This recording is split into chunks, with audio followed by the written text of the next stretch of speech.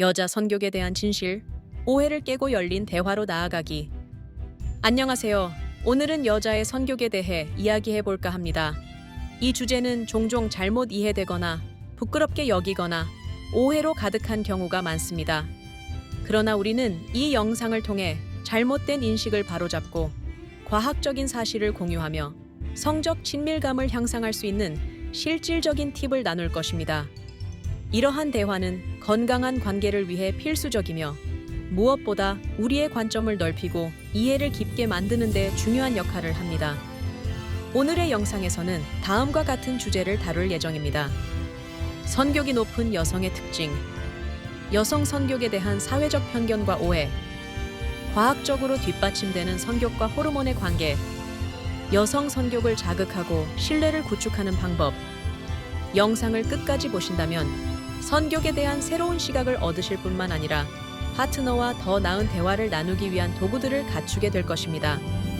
먼저 선격이 높은 여성들에게 공통적으로 나타나는 특징 두 가지를 살펴보겠습니다. 대부분의 연구에 따르면 높은 선격은 종종 남성 호르몬인 테스토스테론 수치와 연관이 있습니다. 테스토스테론이 높은 여성들은 일반적으로 선격이 더 강하다는 결과가 있습니다.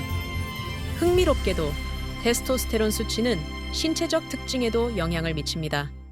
예를 들어 어깨가 넓고 근육 발달이 뚜렷한 여성들이 그렇다고 알려져 있습니다. 남성 호르몬이 근육 발달을 촉진하기 때문에 어깨가 넓은 경우가 많고 높은 선격과도 연관성을 가질 수 있다는 겁니다. 하지만 여기서 중요한 점은 모든 신체적 특징이 반드시 선격과 직결되는 것은 아니라는 것입니다. 사람마다 다르고 호르몬은 물론 심리적, 환경적 요인들도 선격에 영향을 미칩니다. 그럼에도 불구하고 몸과 마음을 연결하는 요인들을 이해하는 것은 흥미롭고 유익한 일이라고 할 수 있습니다. 여성 선격에 대한 사회적 편견은 어떻게 형성되었을까요? 많은 여성들은 강한 선격을 느끼면서도 이를 표현하거나 인정하기 어려워합니다.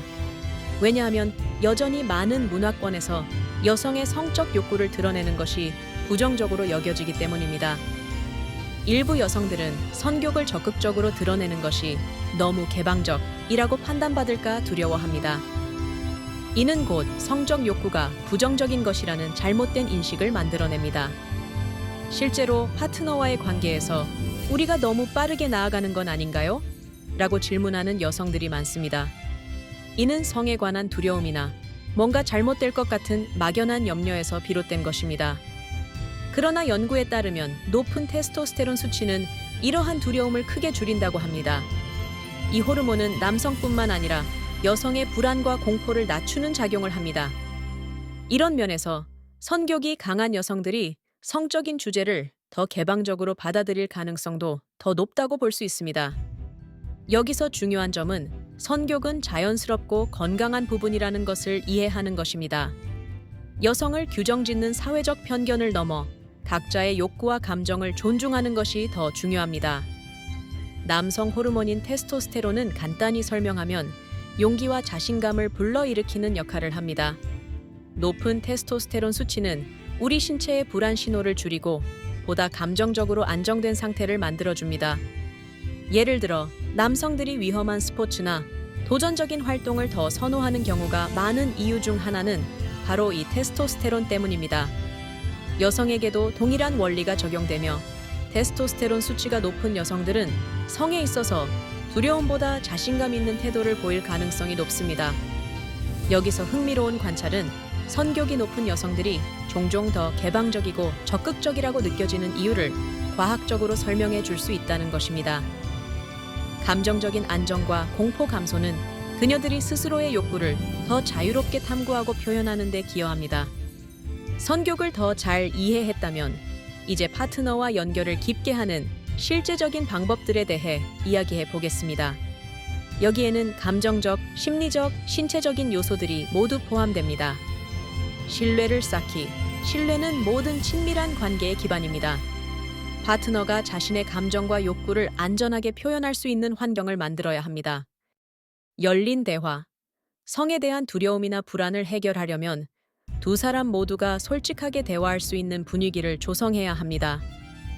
상대방이 무언가를 공유할 때 비판하거나 부끄러워하지 말고 경청하세요. 서로의 욕구 이해하기. 모든 사람은 다릅니다.